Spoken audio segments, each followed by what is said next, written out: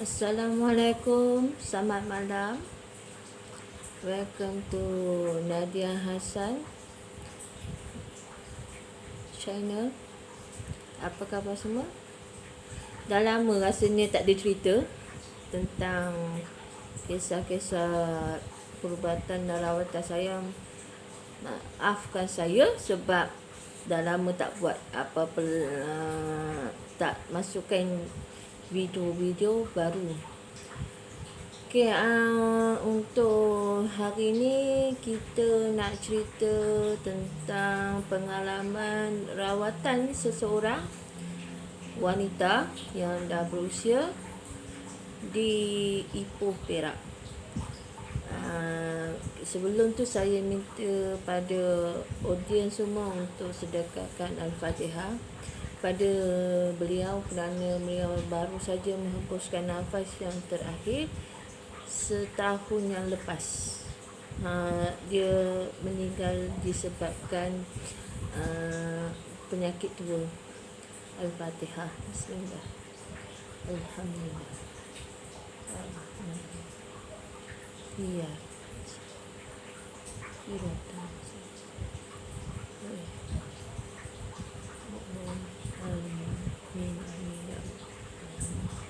Baik, cerita ni tentang kisah ni. Secara kebetulan saya jumpa dia di kedai makan. Cerita dia. Waktu tu saya jumpa pesakit ni dekat kedai makan. Pagi sarapan bersama dengan kakak. Kakak dia ni merupakan bekas guru saya di sekolah menengah. Jadi dengan secara spontan saya tegur, "Hai, apa khabar?" Dia pun kata macam Nina Syarifah macam ni. Lepas tu dia membuat saya untuk bertanya dengan lanjut sebab saya tengok keadaan adik dia tu duduk macam ni. Dia macam duduk menolak meja. Lepas tu saya pun tak saja tanya, saya kata, "Adik ni memang macam ni ke duduk?" Lepas tu hang tengok. Hang tengok dia macam mana. Sebab aku ni tak pernah berubat, dia kata, tapi aku rasa ada benda. Cuba kamu tengok. Lepas tu saya dah tengok dia. Lepas tu saya kata, berat dia. Lepas tu dia pun kata, dia macam berat, macam tak mampu nak duduk macam ni.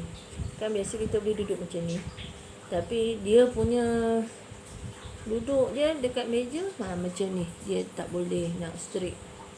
Dia macam dia rasa berat. Okey lah, kita set appointment lah untuk jumpa dengan dia. Sehari selepas tu saya jumpalah dengan keluarga ni dekat rumah dia.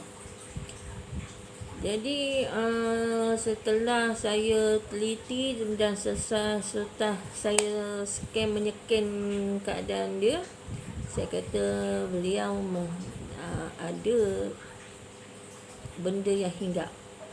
Benda yang hinggap sejenis macam saka lah. Bukan saka satu, tapi dia macam penerimaan tu banyak. Jadi ada 3 benda yang entiti dengan dia yang berebut masuk dalam badan dia, menyebabkan dia berkeadaan berat dan tak mampu duduk dengan keadaan biasa. Baik, dia waktu saya pergi tu keadaan dia menerak. Jadi dia memang tak boleh nak duduk macam biasa. Saya tanya, macam ni keadaan dia hari-hari? Lepas tu kata cikgu tu, dia kata, ya, memang keadaan dia memang macam tu hari-hari. Jadi dia kata memang harap-haraplah dia boleh bangun dengan keadaan yang boleh lah, dia kata. Sebab senang nak jalan, senang nak pergi sana, senang nak pergi sini. Jadi kesian ke dia, keadaan dia menerak kat lantai. Kalau kita menerak lama-lama kan luka kat kita punya tangan ni. Tapi so far so good, dia tak ada masalah. luka dekat tangan.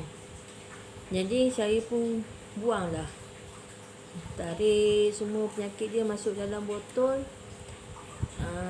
Lepas tu dia alhamdulillah dia boleh berjalan. Tapi saya membuat kaedah tu selama 3 hari lah, untuk saya betul-betul dia sihat balik. Alhamdulillah. Jadi setelah rawatan dia rasa badan dia ringan dan rasa badan dia tak ada problem. Lepas tu hari-hari kalau saya datang ke rumah dia, dia mesti suka tahu saya suka minum apa. Dia kata Nescafe. Dia kata ni buat Kasaripah Nescafe. Jadi dia memang hari-hari memang kalau saya jumpa dengan dia, Nescafe tu memang tak pernah lupa lah. Jadi yang sedih tu sebab dia dah meninggal. Saya pun terkesan jugalah sebab dia seorang yang baik. Dia kategorinya kategori yang orang kata apa, OKU lah. Tapi dia ni waktu kematian dia tu sungguh cantik. Maksudnya sungguh cantik tu dia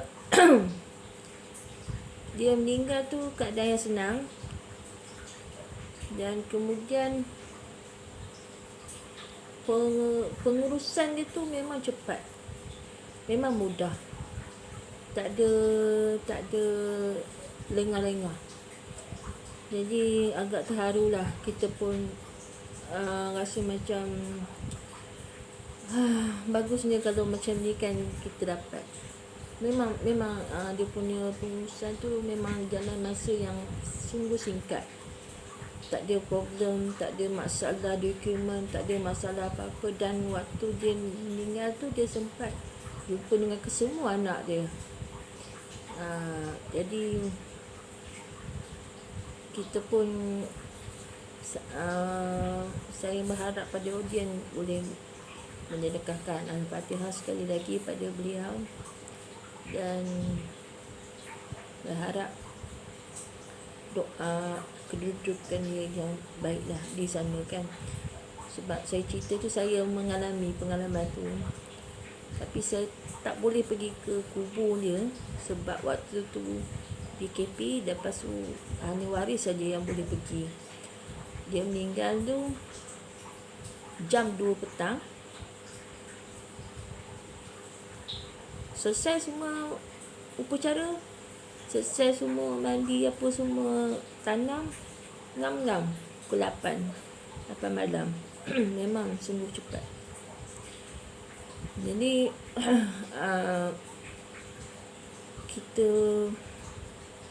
saya pun sebenarnya tak boleh teruskan cerita sebab dah meninggal. Saya cerita lebih kurang je lah yang tadi tu.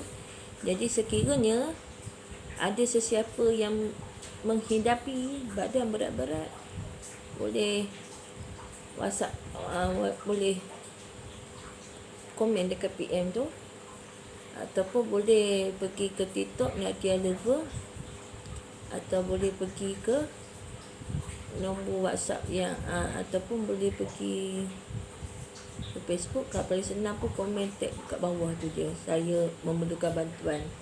Jadi saya akan forward, carry on masalah awak tu lah. Kalau tak tahu apa cara nak